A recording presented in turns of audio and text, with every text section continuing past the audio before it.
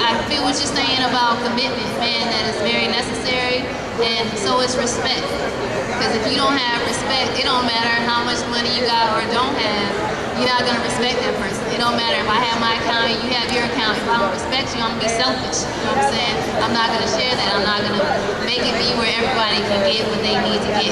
I know me growing up in a single parent home, none of my friends growing up had men in the house, and there's a level of respect that I did not have. I did not have respect for men, and I didn't feel like a man could do anything for me.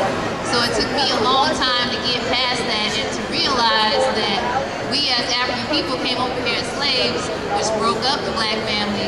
And so none of us really knew how to have a relationship and still don't know how to have a relationship, which is causing a lot of the issues now. So I know as black women, we have to learn how to respect black men as men, and that doesn't mean it's the head of the household. I don't agree with the head of the household. I feel like it's a family unit and everyone has their roles. And within that household, it's different roles. Like my husband does not fix stuff around the house. I do that. You know what I'm saying? He doesn't do that, and it's all good. So know that it's different roles, and it's not like the woman has to be home with the kids, and the man is the only one making the money, and I'm not trying to be his mother, he's not trying to be my father. You know, it's so many levels of respect that I think that we have to get to in relationships, and that it's gonna take time, you know, so I just want to say that. She sparked a lot of thought. She talked about our roles. And we're not talking about the European roles. We're talking about African roles. What is the African man's role in his immediate family? Is it food, clothes, and shelter? Is that his role? Is he supposed to provide that? Because, just keeping it real, if my child can't read because there's no lights on in the house, most of the time, people are gonna look at me. Even though my wife is right there, they're gonna look at me like, what's up, brother? Ain't got no lights on in your house. This child can't read. But then the other role is if the house is messy and is trashed, they don't look at me, then they look at my queen. And they look at her like, what's up, sister, the house is trashed. What are our roles? Do we have defined roles?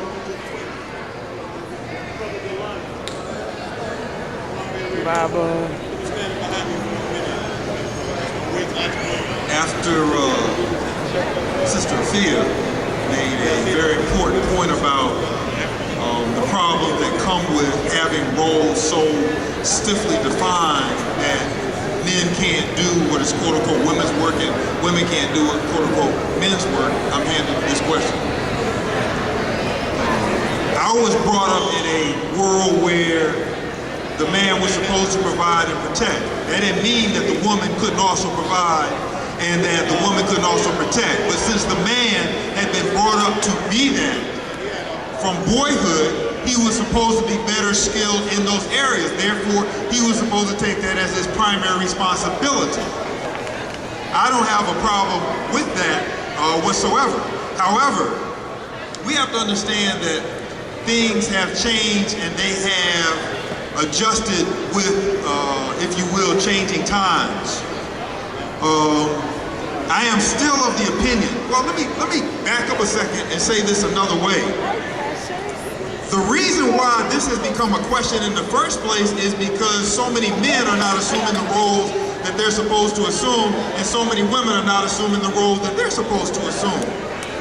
That's how we get to this question in the first place. It's not a matter of what should be right for the man or what should be right for the woman. If we walk into these situations trying to be complements to each other, then one of the things that we do before we walk into the relationship in the first place is to assess what we're not good at.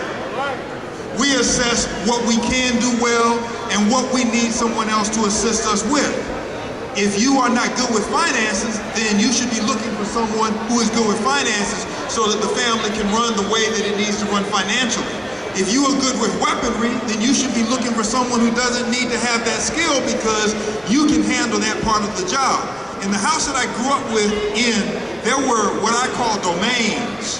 There were areas that my mother was good in, and there were areas that my father was good in, and they didn't interfere with each other's roles.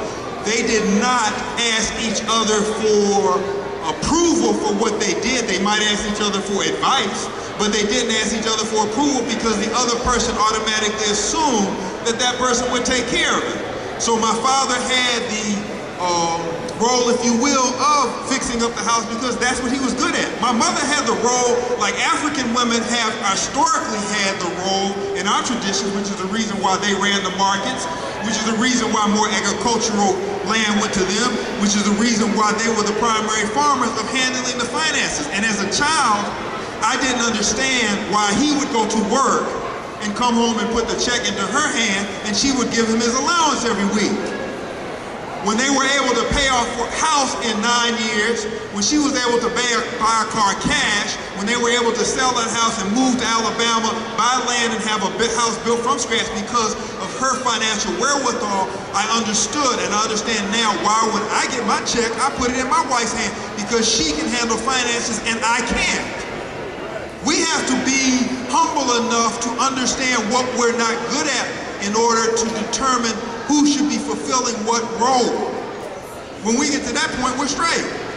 We are being brought up in a society where the ego is so large, where extreme individualism makes us think that we know everything about everything, so we're walking around houses telling people who know how to do what they're supposed to do, what to do, and we don't know how to do it.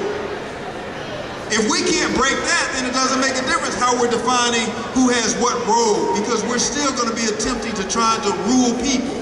We have to understand that relationships in the West are based on power over someone else.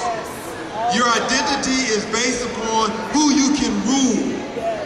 If we can't move away from that and get to a point where we can respect each other, where we can respect what each other brings to the table and act accordingly, then we can have relationships that work. But until that time, then we can't.